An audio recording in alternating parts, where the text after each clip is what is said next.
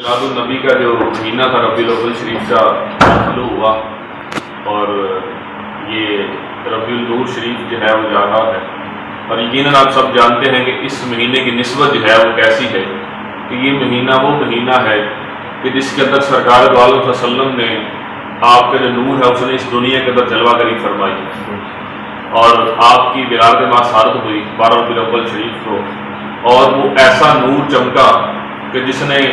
پوری کائنات کو روشن کر دیا، وہ نور کہ جس نے آ کے جو ہے وہ ظلمت کے اندھیرے ختم کیے، وہ نور جس نے آ کے انسان کو غلامی کی زنجیروں سے آزاد کیا، وہ نور کہ جس نے آ کے جو ہے وہ ساری زمین و آسمان کو اس طریقے سے روشن کیا اور انسان کو انسانیت کا تعارف کروایا اور انسان کو جو ہے وہ اس کے تمام زندگی گزارنے کے اصول و قوانین جو ہے وہ فراہم کیے، وہ ایسا نور کہ جس نے جو ہے وہ رب ذوالجلال کا تعارف کروایا، وہ نور جس نے جو ہے وہ پچھلے انبیاء کا تعارف کروایا، وہ نور جس نے آ کے جو ہے لوگوں کو قرآن دیا، وہ نور جو لوگوں کے لیے ہدایت بنا، یعنی وہ نور کہ جس نے آ کے جو ہے وہ انسان کو گٹا ٹوپ اندھیروں سے نکال کر جنت کا مالک بنایا، اس نور کی جلوہ گری ہوئی 12 ربیع الاول شریف کو سرکار صلی اللہ علیہ وسلم کے جو ہے وہ نور نے اس دنیا میں جلوہ گری فرمائی۔ اب آپ سارے جانتے ہیں کہ سرکار صلی اللہ علیہ وسلم کی ولادت کے بعد شادی ہوئی تو دیکھیں کتنی جو ہے وہ تبدیلیاں آئیں اور کتنی جو ہے وہ کہہ لے کہ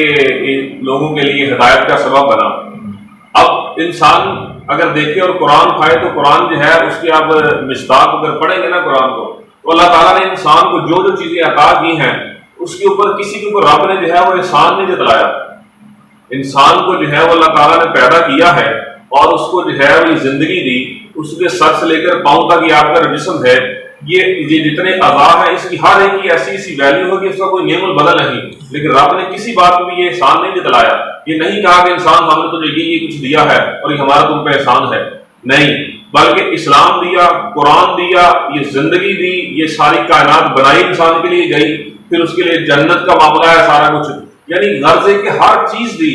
لیکن کسی بات پہ احسان نہیں جتلایا۔ لیکن جب باری آئی محبوب علیہ الصلوۃ والسلام کی کہ سرکار دو عالم وسلم کی بات ہے تو فرمایا لقد من اللہ علی المؤمنین اذ بعث فیہم رسولا، فرمایا میں نے مومنوں پر احسان کیا کہ اپنا محبوب ان کے اندر بھیج دیا۔ یعنی سرکار صلی اللہ علیہ وسلم کے بارے میں دیکھیں اللہ تعالیٰ نے آپ کو احسان عظیم کہا کہ کسی بات پہ احسان نہیں جتلایا، لیکن جب سرکار نے محبوب علیہ الصلوۃ والسلام کو بھیجا اس دنیا میں تو فرمایا میں نے مومنوں پر احسان کر دیا کہ اپنا محبوب ان کے اندر بھیج دیا ہے۔ تو یعنی حضور کا آنا دیکھیں کیسی بڑی نعمت ہے اور احسان عظیم ہے ہمارے لیے کہ سرکار آئے تو مومنوں پر احسان ہوا، یقیناً اس احسان نے آ کے پھر جو ہے ایسے ایسے کام کیے ہیں کہ انسان جو ہے وہ خوش ہو جاتا ہے کہ سرکار نے کتنی محبت دکھائی ہے امت کے ساتھ آ کے، اور اس کو حدیث کے ساتھ بھی سے جو ہے وہ ملتا ہے صحیح اس طرح کا واقعہ کہ سرکار صلی اللہ علیہ وسلم جو ہے وہ کسی جگہ گزر رہے تھے تو صحابہ کرام بیٹھے جو ہے آپس میں کوئی بات ذکر کر رہے تھے، تو سرکار نے فرمایا صحابہ کیا کر رہے ہو؟ تو صحابہ نے فرمایا کہ یا رسول اللہ ہم اللہ تعالیٰ کی حمد بیان کر رہے ہیں اور اس احسان عظیم کا ذکر کر رہے ہیں جو اللہ تعالیٰ نے آپ کو ہمارے اندر بھیج کے کیا۔ تو سرکار نے فرمایا صحابہ قسم اٹھاؤ ایسے کر رہے تھے؟ ہاں یا رسول اللہ ایسے کر رہے تھے۔ پھر فرمایا صحابہ قسم اٹھاؤ ایسے کر رہے تھے؟ ہاں یا رسول اللہ ایسے کر رہے تھے۔ اسی بات پھر فرمایا صحابہ قسم اٹھاؤ باقی ایسے کر رہے تھے؟ اللہ کے رسول ایسے کر رہے تھے۔ تو سرکار نے فرمایا پھر جو ہے خوش ہو جاؤ اللہ تعالیٰ فرشتوں کے اندر بیٹھ کے تم پہ فضل فرما رہا ہے۔ یہ صحیح حدیث ہے کہ سرکار صلی اللہ علیہ وسلم کا آنا اور اس آنے کے بعد اس کا ذکر کرنا اس احسان عظیم کا اور اس کو احسان سمجھنا کتنی بڑی جو ہے باعث برکت چیز ہے کہ رب ذوالجلال نے فخر فرمایا میرے صحابہ کرام پہ کہ وہ میرے محبوب صلی اللہ علیہ وسلم بیان کے ذکر رہے تھے۔ اسی محبوب کے جو ہے وہ یہ 12 ربیع الاول شریف کا دن ہے اور ان کی نسبت سے انشاءاللہ ہم آپ کے فضائل کمالات